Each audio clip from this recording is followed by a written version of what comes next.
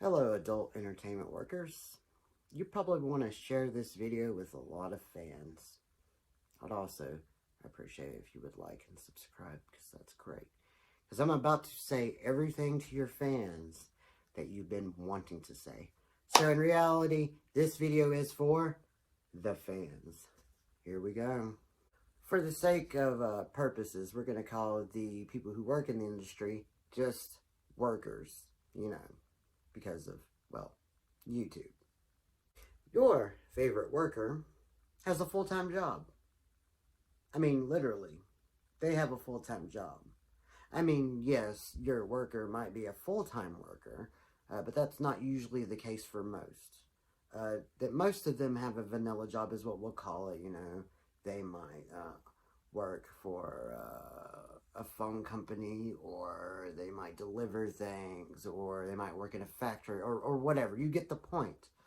But yes, and while they're at that job, it's really hard to try to get back to you and stuff like that, because most of them kind of don't want the people at their regular vanilla job knowing about their, well, working job. Now, that's not always the case. There are full-time workers, and, but that's still very, very difficult. You got to think that they're doing this all day long, sometimes 7 days a week, and it might be from the time that they wake up till the time they go to sleep. So you have to realize that that is very, very stressful and exhausting. Some of them can. Of course, they have to keep up with social media. You're not the only person that this worker that you're their biggest fan.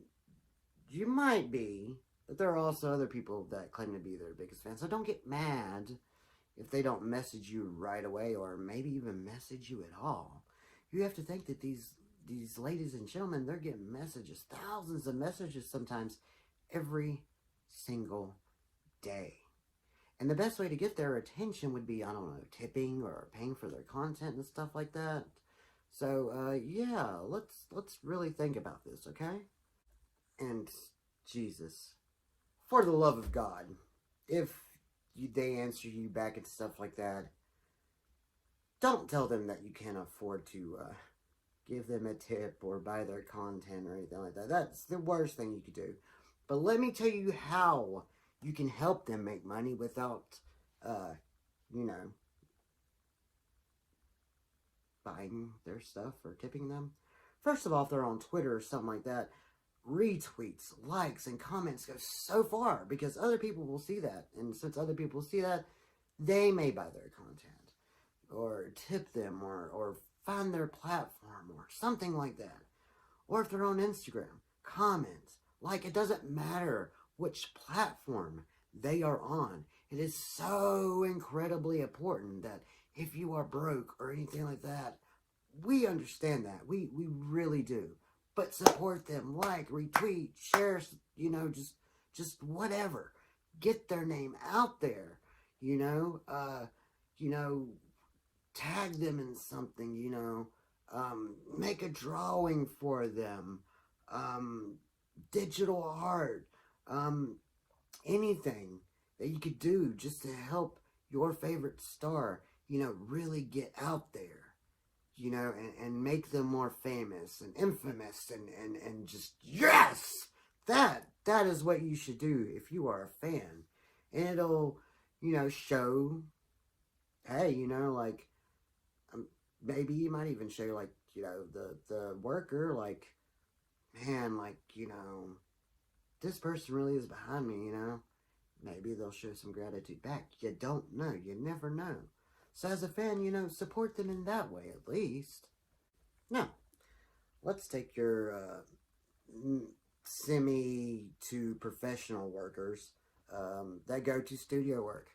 Okay, this can be very hard sometimes because a lot of times what a lot of people don't understand is you might go into a shoot and you don't know the person you're working with. You might meet them 5 minutes before your scene.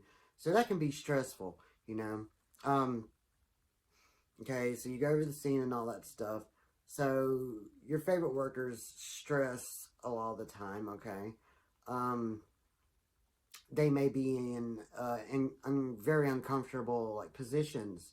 Um, they might be working with someone whose arms are really big and it may hurt, or um, they might get cramps or stuff like that. You got to keep going. Some directors, producers, they can edit that out or they're kind or something. It just depends on, where you're working. Most of the time, any person that goes to shoot, they just kind of like breathe and just go with it. We got to impress the people we work with. Let's take me for an example. For those that don't know, I have a piercing on my arm. And there have been times where that's been twisted, and I had to keep going. Very, very painful stuff. I'm very short in stature. I can tell you of a time that I worked with a wonderful woman. Now, me being short in stature, some women are already taller than me. But what do you see in a lot of videos? What do they put them in? Heels. That makes them even taller. So, this was a 4-hour scene. And, for the most part of it, they were trying to find the safe. They were bent over a couch. Not too bad, but still short. Guess what I had to do? For that part of the scene, which was for a good bit of it, they were bent over things. I had to stand on my tippy toes. As you can imagine, being on your tippy toes for hours is not very pleasant. Now, imagine what the ladies have to go through, and I could only imagine, it being very, whoa. And sometimes you'll have good shoots and sometimes you'll have bad shoots. So fans, keep that in mind. After a shoot and stuff like that, they may not be in the most talkative of moods or really want to interact with you during that time. Well, I'm a hardcore fan and I'm going to become a star worker myself. Alrighty now. Did you listen to everything I just said and how hard it is? Okay, so let's say that you do pursue this. Ladies, it's way easier for the lady workers. They'll get flown out. More studios are gonna want to see them perform and photo shoots and stuff like that. But gentlemen, I have a bad news for you. There's not many companies that are going to fly you out. Not many at all. It's very rare, but it's not unheard of unless you've made a humongous name for yourself.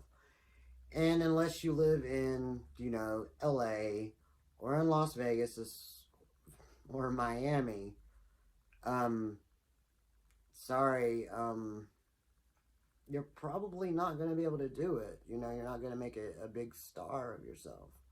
The reason I say this is because usually the male performers are local guys. They already live in Miami. They already live in LA. They already live in Las Vegas. Or they live around these areas that already have established things. Now, I'm not saying it's not impossible. Okay? There's a lot of content trade that goes on in the industry and stuff like that. But like I said, when it comes to that in itself, you have to really make a good name for yourself and set a really good example. Setting that good example is so important.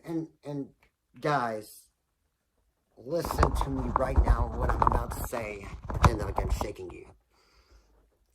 If this is the path you want to take, do not, let me repeat this one more time. Do not message a bunch of workers your,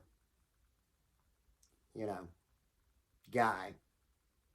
They don't want to see that. They see that all day, every day anyways.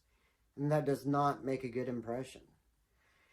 You know, when people come to me and ask me how to get started and stuff like that, and they've started or whatever, and I ask them what their talent testing profile is. What's your TTS? And I'm like, well, what's that? That shows me that you haven't done your research whatsoever. You have to have a talent testing profile to perform. It's required by law.